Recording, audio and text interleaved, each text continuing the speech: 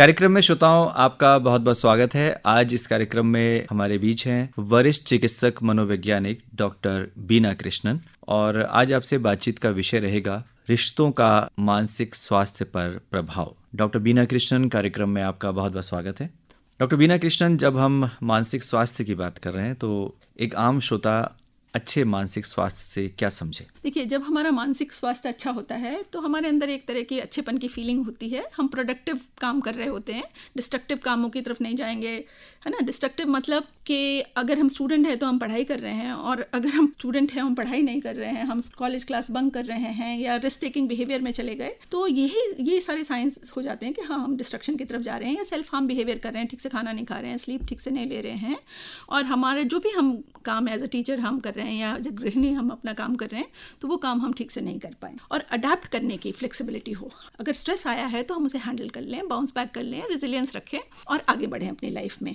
तो ये सारी चीज़ें जो होती हैं, और अच्छे रिलेशनशिप को मेंटेन कर पाएँ, जो रिलेशनशिप हमें एक अच्छे फुलफिलमेंट की तरफ ले जाए, म्यूचुअल हो कि हम प्यार दे रहे हैं तो उधर से भी हमें प्यार और सम्मान मिल रहा है। तो उस तरह का 3 ये फैक्टर्स के बेसिस पे आई विल से कि मेंटल हेल्थ को जज किया जाना चाहिए कि गुड मेंटल हेल्थ क्या है। अब रिश्तों की बात करते हैं तो डॉक्टर साहब, ये रिश्ते क्या हैं और कितने प्रकार के रिश्ते होते हैं? ओके, सो रिश्ते मीन्स हमारा कनेक्ट फ्रॉम चाइल्ड। जैसे हम अगर बचपन में चले जाएं तो जब हमने बर्थ लिया है तो हम कितने वनरेबल होते हैं, ना हमें लैंग्वेज आती है, ना हमें कोई कम्युनिकेशन आता है, और हम एक हेल्पलेस बीइंग होते हैं। हमें अगर सुसु भी आई है तो हमें एक अनईजीनेस होती है, हम रेस्टलेस हो जाते हैं। हम उस रेस्टलेसनेस को किस तरह से एक्सप्रेस करते हैं? चिल्ला के, रो के एक्सप्रेस करते हैं। तो जो पर्सन हमारा केयर टेकर है, जैसे हमारे पेरेंट्स हैं, मदर है हमारे साथ, तो वो समझ जाती है कि हम डिस्कम्फर्ट में हैं, तो वो उस चीज़ को अटेंड कर लेती है। किस बेसिस पे अटेंड करती है? हमने कहा तो कुछ नहीं, उसने अज्यूम कर लिया कि शायद इसको भूख लगी है, या ये गीला है, या चेक किया और हमें ड्राई कर दिया, या हमें खाना खिला दिया, तो हमारे अंदर एक बहुत अच्छी फीलिंग आ जाती है।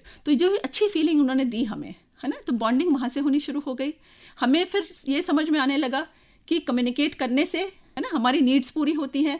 तो बेसिकली रिश्ते का क्या मतलब है कि हमारा कनेक्ट, जिसमें कि हमारी कुछ नीड्स पूरी हों, इमोशनल नीड्स पूरी हों, शारीरिक नीड्स पूरी हों, है ना। जैसे बच्चे हैं, अगर उनको शेल्टर्ड प्रोटेक्टेड एनवायरनमेंट नहीं मिलेगा, ठीक है, रेगुलर टाइम पे न्यूट्रिशन नहीं मिलेगा, तो वो डेवलप नहीं करेंगे। तो ऐसे ही बड़ों के साथ भी है। तो ये जो कनेक्ट बनता है उसी को हम लोग रिलेशनशिप समझते हैं। और जैसे आपने कहा कि किस टाइप के, बहुत ही प्यारा क्वेश्चन है कि अगर अपने साथ हमारा रिलेशनशिप अच्छा नहीं है तो किसी के साथ भी अच्छा नहीं रहेगा। Relationship with self is very very important. अब रिलेशनशिप विद सिग्निफिकेंट अदर्स, जो हमारे अपना इमीडिएट परिवार है, खास लोग हैं, हाँ, खास लोग हैं हमारी जिंदगी में, जैसे हमारे पेरेंट्स हो गए, हमारे बच्चे हो गए, है ना, हमारे सिबलिंग्स हो गए। फिर हम जब इससे सिक्योर हो जाते हैं बचपन में, तो हमारा स्कूल जाना शुरू होता है 2.5 साल की उम्र में, तो हम बाहर की दुनिया से कनेक्ट होते हैं, तो वो अदर्स में आ जाते हैं। तो उनके साथ हमारा रिलेशनशिप, अपने पेयर्स के साथ कैसा हुआ, अपने टीचर्स के साथ कैसा हुआ, जो हमारे लोग हमारी जिंदगी में क्लासमेट्स हैं, कलीग्स हैं, तो वो किस तरह से हम रिश्ते बना के आगे बढ़ते चले जाते हैं। तो अगर हमें घर से वो कंप्लीट मिला है तो हम अपनी सेल्फ केयर भी करना चाहते हैं और अपना ख्याल भी रखते हैं,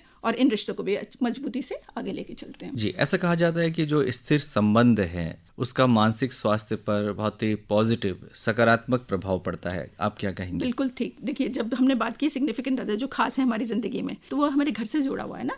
तो घर में हमें कैसी फीलिंग होनी चाहिए, अपनों से कैसी फीलिंग होनी चाहिए? अनकंडीशनल लव एंड सपोर्ट, कि हमें जज नहीं किया जाएगा, हमें सपोर्ट मिलेगा ही मिलेगा, एक फीलिंग हो। जब हमारे कोई नीड है तो उसे फुलफिल कर दिया जाएगा। जिस वक्त अर्जेंसी है, इमरजेंसीज है, तो कौन हमारे साथ खड़े होंगे, हमें प्रोटेक्ट करेंगे, हमें सपोर्ट देंगे, यही अपने हैं हमारे।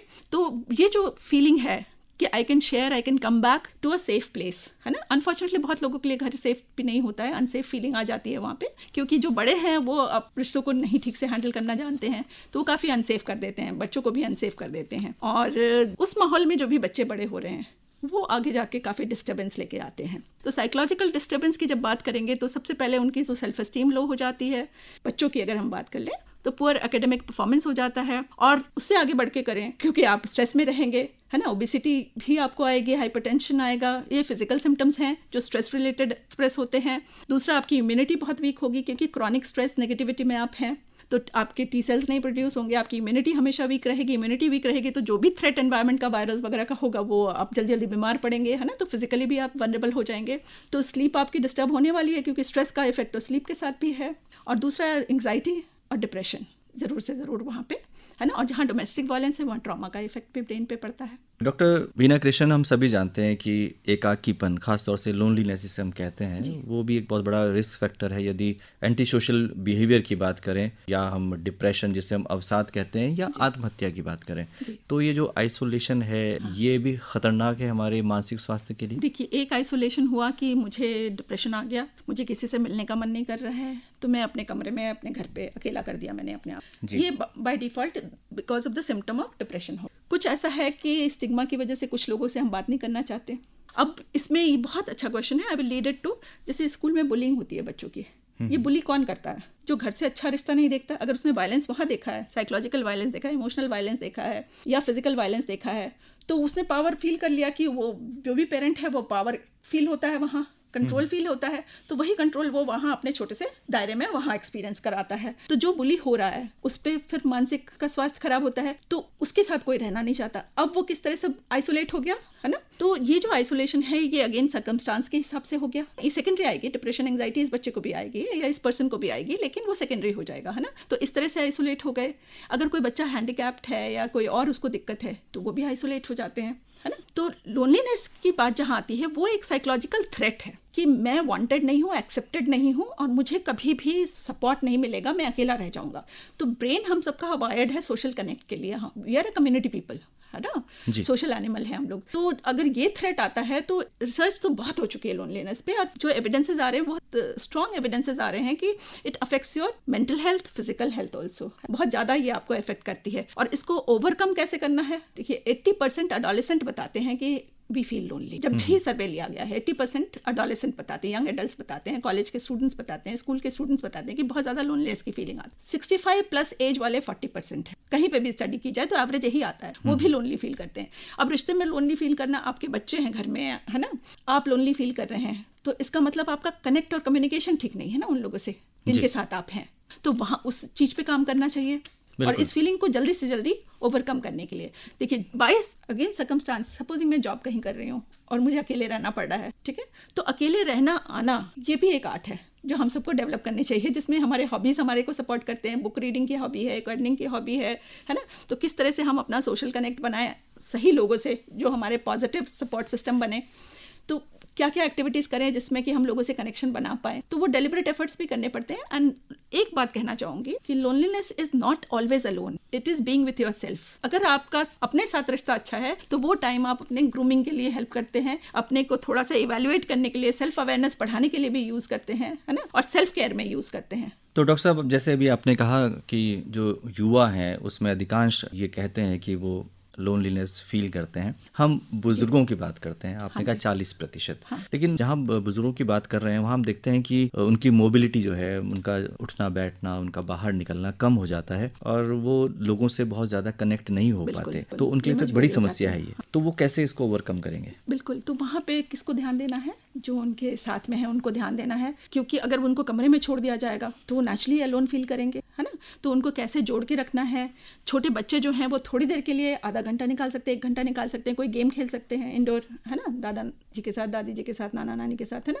तो उन्हें कैसे एंगेज रखना है? अदरवाइज देखिए, ये जो लोनलीनेस का है, ये रिसर्च अभी ये भी बताने लगे कि अल्जाइमर्स की तरफ ले जाता है ना। और जो अल्जाइमर्स न्यूरोलॉजिकल डिसऑर्डर है जो इतना बढ़ रहा है, उसका कारण भी लोनलीनेस। और जो आपने सवाल पूछा, तो यहाँ हम सबको थोड़ा गौर करना पड़ेगा कि बहुत सारे जो बीमारियां हैं वो शुरू तो इमोशन से होती है, पर अल्टीमेटली बहुत क्रॉनिक डिटेरियोरेटिंग डिसऑर्डर्स हैं ये, जो अफेक्ट कर देती क्वालिटी ऑफ लाइफ। डॉक्टर बीना कृष्णन, हम सोशल मीडिया में, व्हाट्सएप में, इंस्टाग्राम में, फेसबुक में हम देख रहे होते हैं, और उसमें युवा अक्सर इस बात का जिक्र कर रहे होते हैं कि उनकी जो रिलेशनशिप है बहुत ही टॉक्सिक है। टॉक्सिक शब्द जो है बहुत प्रचलन में है। थोड़ा बताएं कि टॉक्सिक रिलेशनशिप होती क्या है? बहुत अच्छा क्वेश्चन पूछा आपने। करंट टाइम्स में, है ना, टॉक्सिक शब्द का इस्तेमाल बहुत होने लगा है, और ये बहुत ही स्ट्रॉन्ग कहना चाहिए एबनॉर्मल सिचुएशन है, बिल्कुल भी नॉर्मल सिचुएशन नहीं है, जिसमें कि जो भी वहाँ पे टॉक्सिक पर्सन है वो किस तरह का बिहेवियर करता है वो जानना बहुत जरूरी है। ओवर ड्रामेटाइजेशन होता है, छोटी छोटी बातों पे पूरा ड्रामा क्रिएट हो जाता है घर में, और फिर छोटे छोटे रीजंस पे गुस्सा करना हो जाता है, बहुत हार्श और क्रिटिकल होते हैं, बहुत ज्यादा। जैसे आज ही एक बच्चे ने बताया कि उसके मार्क्स नहीं आते थे, तो उसके फादर के चलो ठीक है अगली दफे करना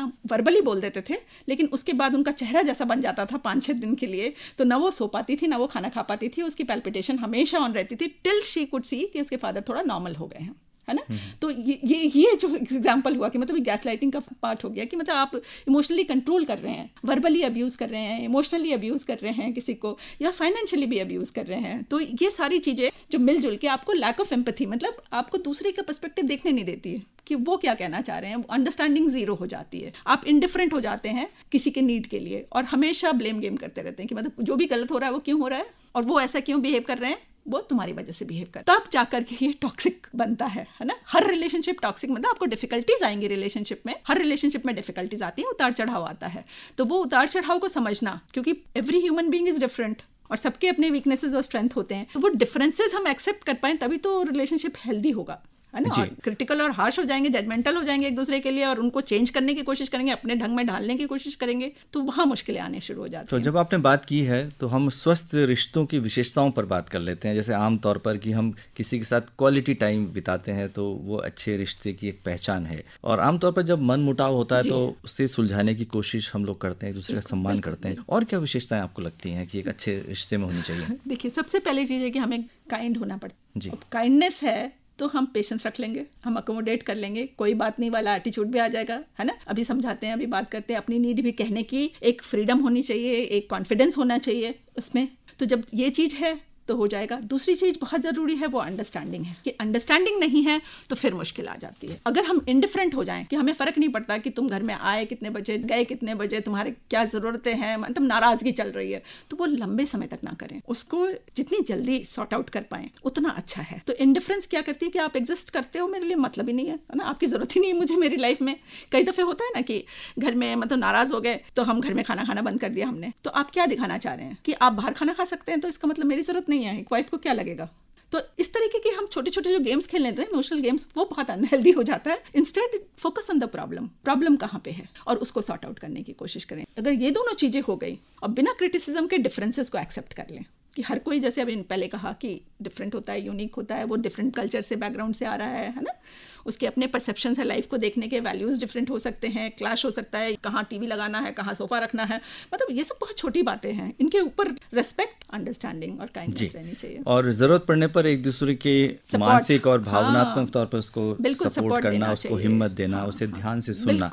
आमतौर पर लोग कहते हैं कि पर्सनल स्पेस की कदर नहीं की जाती है, तो ये पर्सनल स्पेस का क्या मतलब? अब देखिए, ये आ जाएगा टॉक्सिक में जी, कि अगर मैंने आपको पसंद किया है तो आप मेरे हो। तो मेरे हो किस मायने में मेरे हो? एज एन ऑब्जेक्ट आप मेरे हो कि अब मैंने पजेस कर लिया है, अब आप मेरे साथ ही आओगे जाओगे, मेरे साथ ही घूमोगे, मेरे को जो पसंद है वही करोगे, मैं जो पसंद करता हूँ वही खाना बनेगा, कुछ और नहीं। मतलब उसकी भी अपने है ना चॉइसेस हैं। तो वो जो स्पेस है पहले इमोशनल स्पेस से शुरू होती है, फिर उसके अपने फ्रेंड्स हैं, उनके अपने सर्कल है ना। तो पुराने कॉन्टैक्ट्स एकदम से अम्प्यूट तो नहीं होते। अब वुमन से तो हमारी कंट्री में करा दिया जाता है कि नहीं, बस आप जो हमारे फैमिली कनेक्शन है उन्हीं को आप एक्सेप्ट कर लो। तो स्पेस का मतलब है कि अगर मुझे क्रिकेट पसंद है तो मैं क्रिकेट खेलने चला जाऊँ, मुझे थिएटर पसंद है तो मैं थिएटर ग्रुप को ज्वाइन कर लूँ। तो वो स्पेस थोड़ा सा रिस्पेक्ट के साथ, जो अगेन हमारे अपने नीड्स हैं उसको फुलफिल जब हम कर लेंगे तो सेल्फ केयर करते हैं हम अपनी, है ना, जो बताया अपने साथ रिश्ता अच्छा होगा। तो जब हम दोनों साथ रहेंगे तो कितना वैल्यू करेंगे अपने टुगेदरनेस को, बेटर वैल्यू करेंगे, क्योंकि हमें सारा सपोर्ट मिल रहा है जो हमें करना है उसको करने के लिए। डॉक्टर साहब, एक बड़ा रोचक प्रश्न है कि घर के बाहर तो रिश्ते बहुत ही बेहतर होते हैं, लेकिन घर के भीतर वही व्यक्ति उस तरह से बिहेव क्यों नहीं करता? बहुत सही। देखिए, हम घर के बाहर हम कितने अलर्ट कॉन्शियस अपने इमेज के लिए होते हैं, और ये भी हमें पता होता है कि अगर हमने उतनी बदतमीजी से घर के बाहर बात की तो दो पड़ जाएंगे या दोबारा कोई इंसान वो बात नहीं करेगा। तो उस सेंस में हम काफ़ी अपने आप को ग्रूम करके, मतलब कॉन्शियस ग्रूमिंग की तरफ अवेयर रखते हैं और कभी भी मिसबिहेव नहीं करते किसी के साथ। हाँ, कभी कभी जिनको कंट्रोल नहीं है, इम्पल्स कंट्रोल पुअर है या उनको अपने गुस्से पे कंट्रोल नहीं है, वो कर जाते हैं, पर कहना चाहिए 90% लोग अपने आप को संभाल के, और बाहर के रिश्ते हमेशा अच्छे। तो उतना ही रेस्पेक्ट और कॉन्शियस अवेयरनेस हो घर के रिश्तों पे कि वो भी उतने इंपॉर्टेंट है।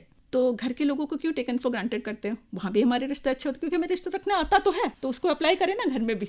एक बात जो आमतौर पर कही जाती है वो ये है कि एक जो रिश्ता है उसमें हमारी सीमाएं होनी चाहिए, बाउंड्रीज होनी चाहिए। वो किस तरह से तय की जाए? जैसे टॉक्सिक पेरेंट हैं या टॉक्सिक पार्टनर है, तो आप अगर सहम गए, डर गए, एंग्जाइटी में आ गए तो ज़्यादा और बढ़ेगा वो चीज़। ऐसे लोगों के साथ कैसे डील करना है? तो बाउंड्री सेटिंग तो हर रिश्ते में होनी चाहिए कि ये इमोशनल हमारी इतनी बाउंड्रीज है, इतने तक ही हम ये कर पाएंगे। जैसे एक्सपेक्टेशन है घर में कि ये चीज़ें आप ही करोगे, आप थके भी आए हो, नहीं कर पा रहे हो, तो मैनेज भी किया जा सकता है टुगेदर। तो वो कौन शुरू करेगा? इसको थकान लग रही है वो शुरू करेगा, तो बाउंड्री कौन सेट करेगा, लिमिट कौन तय करेगा कि बस यार आज नहीं होगा, है ना। तो उतना करेज और कॉन्फिडेंस दूसरे जब देंगे तभी तो वो बाउंड्री सेटिंग भी हो पाएगी ना, है ना। तो इमोशनल बाउंड्री सेट करना, लिमिट तय करना बहुत बहुत इंपॉर्टेंट है हेल्दी रिलेशनशिप। जी, आप लगातार ऐसे पेशेंट्स को देख रही होती हैं, तो क्या टूटे हुए रिश्तों को जोड़ा जा सकता है? बहुत ब्यूटीफुल क्वेश्चन है। बहुत सारे ऐसे आते हैं हम लोगों के पास हेल्प के लिए, जिसमें कि रिलेशनशिप में या चीटिंग हो गई है या बहुत बड़ी मिसअंडरस्टैंडिंग हो गई है। दो लोग अगर कॉन्शियसली अपने रिश्ते को जोड़ना चाहेंगे तो जापानीज का एक बहुत बड़ा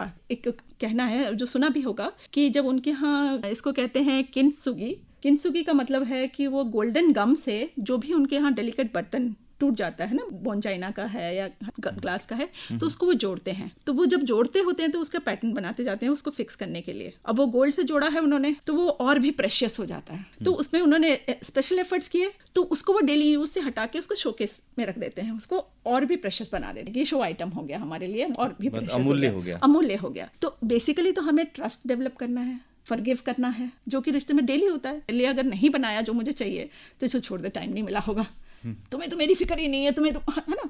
तो वो फॉरगिव करना आना चाहिए। ट्रस्ट को रिवाइव करने के लिए स्पेशल एफर्ट्स करने पड़ेंगे, होप क्रिएट करनी पड़ेगी। तो ये बहुत मेहनत करनी पड़ती है, दोनों पार्टनर्स को करनी पड़ती है, एक करने से नहीं होता, दोनों पार्टनर्स को करनी पड़ती है। और जहां ऐसा जुड़ा है तो उन्हें एक बहुत अच्छी अपॉर्चुनिटी मिली है कि रिव्यू कर लें वो अपने रिश्ते को दोबारा से, और अब कॉन्शियसली अपने रिश्ते को ग्रो करें। तो उनका रिश्ता आम लोगों से तो मच बेटर हो जाता है, अगर जिन्होंने इसको सक्सेसफुली पार कर लिया उस फेज को। जी, अब प्रेम संबंधों की बात करते हैं। अंतिम प्रश्न कि प्रेम संबंध में असफलता कहीं ना कहीं मिलती भी है, बिल्कुल अधिकांशतः मिलती भी है। हाँ। तो उसका क्या प्रभाव आप लोग देखते हैं और किस तरह से ऐसे लोग उनसे बाहर निकल सकते हैं? देखिए, अगर हमारा मेंटल हेल्थ सही है और हमारा सेल्फ एस्टीम अच्छा है, तो जितना हम अपने को वैल्यू करते हैं उतना हम दूसरे के भी चॉइसेस को वैल्यू करेंगे। तो अगर किसी ने हमें नहीं पसंद किया है, एज एन पार्टनर नहीं लेना चाहता है लाइफ में, और फ्यूचर नहीं देख पा रहा है या नहीं देखना चाहता है, तो उसकी लाइकिंग डिसलाइकिंग किसी और लेवल पे होगी। हमारे में बहुत बड़ी कमी है ऐसा नहीं है, और हमारा रिजेक्शन हो रहा है ऐसा नहीं है,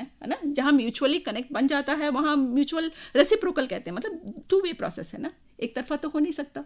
कई दफ़े है कि आपकी चल गई रिलेशनशिप और उसके बाद आपको दूसरे को नहीं आगे लेके जाना है, तो खुल के बात कर ली, तो फिर भी आपको ब्रेकअप हैंडल करना पड़ेगा। तो रिजेक्शन, जो ह्यूमन रिजेक्शन, वो बड़ा हार्ड फीलिंग हो जाता है ना, बहुत इमोशनल, एक बहुत स्ट्रॉन्ग इंजरी हो जाती है जिससे रिकवर करना मुश्किल होता है, पर it's not next to impossible, है ना। वो हमेशा आपको गालिब बनने की या बहुत ज़्यादा देवदास बनने की जरूरत नहीं है। उसके लिए इंटेलिजेंस आपकी उसको कोप कराने में थोड़ा टाइम लगेगा। जिस तरह से आप उसको अंडरस्टैंड करना चाहेंगे आप कर पाएंगे, पर ऑब्सेशन आ जाता है इसमें जब एक तरफा हो जाता है ये। तो इसका मतलब कि आप बैलेंस्ड पर्सन नहीं हो और आप दूसरे के पर्सपेक्टिव को देखना नहीं चाह रहे हो, तो वहाँ तो फिर सेटबैक ज़्यादा स्ट्रॉन्ग लगता है। उसमें बहुत दफ़े प्रोफेशनल हेल्प भी लेने की जरूरत पड़ती है, अगर आप जल्दी से रिकवर नहीं कर रहे। 3 से 6 महीने में रिकवर हो जाता है ये ब्रेकअप्स जी, बट है ना, it's a hard fact of life. जी, आमतौर पर देखा गया है कि शराब का सेवन, नशे का सेवन ऐसे लोग करने लगते हैं जो कहीं ना कहीं रिश्तों में असफलता प्राप्त करते हैं, तो ये तो उनके लिए और भी घातक हो सकता है। बिल्कुल, ये तो एडिक्टिव सब्सटेंस है ना, इसका असर तो ब्रेन पे होगा। और कितना सपोर्ट मिल जाएगा, अल्टीमेटली तो you will have to get back to life. जब आप लाइफ में वापस जुड़ेंगे तो आपको उस समस्या का तो हल ढूंढना ही पड़ेगा। प्रॉब्लम सॉल्विंग एबिलिटी आपकी नहीं है तो आप वापस लाइफ से जुड़ नहीं पाएंगे। तो उसमें कितनी देर तक आप भागते रहेंगे, जितना आप उसमें इन्वॉल्व होंगे उतना आपका ब्रेन डैमेज होगा। That is very hard, again fact of life. तो डॉक्टर बीना कृष्णन, आज आप इस कार्यक्रम में आई और आपने बहुत ही महत्वपूर्ण बातें हमारे श्रोताओं के साथ साझा की कि हमारा जो संबंध है, हमारे जो रिश्ते हैं, वो किस तरह से हमारे मानसिक स्वास्थ्य को प्रभावित करते हैं, और यदि हमारे रिश्ते स्वस्थ हैं तो हम मानसिक रूप से भी स्वस्थ रहते हैं और हम एक अच्छे नागरिक के रूप में समाज में भी हम एक महत्वपूर्ण भूमिका निभा सकते हैं। आपका बहुत बहुत आभार, धन्यवाद। Thank you.